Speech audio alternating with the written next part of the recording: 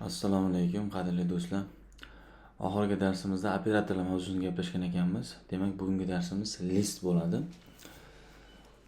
O'zi list nima deydigan bo'lsak, oddiy hayotdagi listga ham biz qandaydir ma'lumotlar to'plamini yozamiz. Masalan, turli xil gaplar yoki so'zlarni yozishimiz mumkin.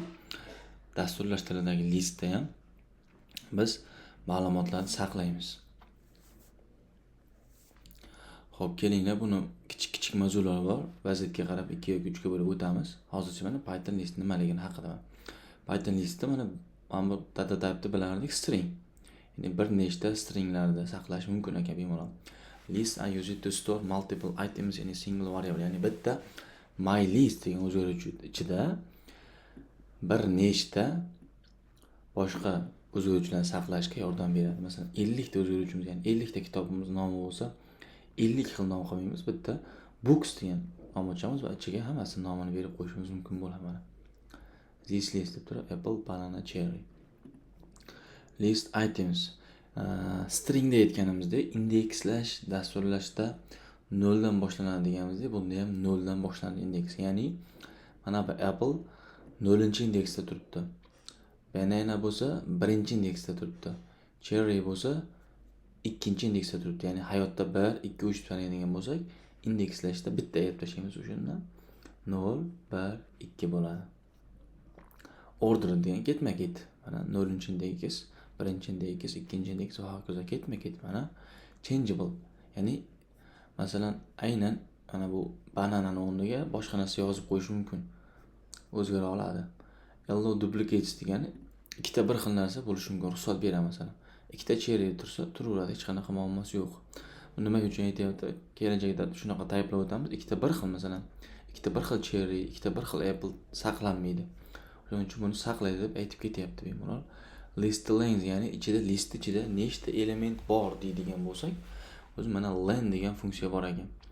Sizlar bilan o'zi type degan funksiyani ham o'tgandik. Mana type deb turib qavschaga o'sha data type'ni nomini yozsak, bizga chiqarib berardi. Endi buni ustida mana len deb turib qavs ichiga o'sha nomni yozsak, uzunligi nechtaligini chiqarib beradi.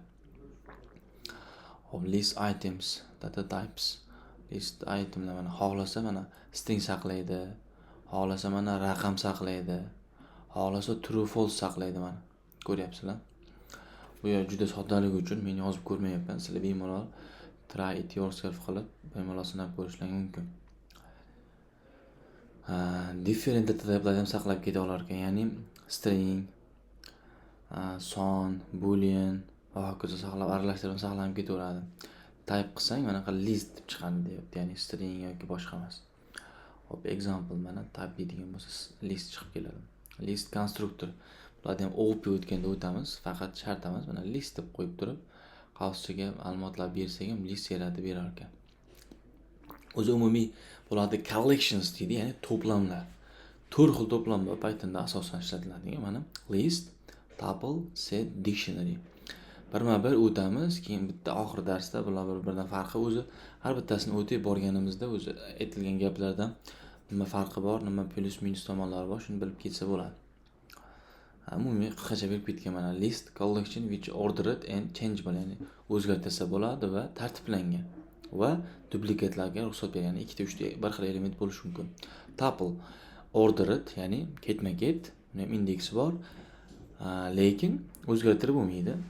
Duplikatlarga ruxsat beradi bu. Set tartibi ham yo'q, o'zgartirib ham bo'lmaydi. Indeksi ham yo'q. Duplikatlarga ham ruxsat bermaydi. Bunchalik cheklangan narsa kerakmi deyishlar mumkin. Rostdan kerak. Qaysi joylarda shu narsa kerak. Dictionary tartiblangan deyapti. Ya'ni 3-7 dan keyin changeable o'zgartirsa bo'ladi deyapti. Duplikatlarga ham ruxsat beradi. Duplikatga ruxsat bermaydi, ya'ni kal duplikat bo'lishi mumkin emas.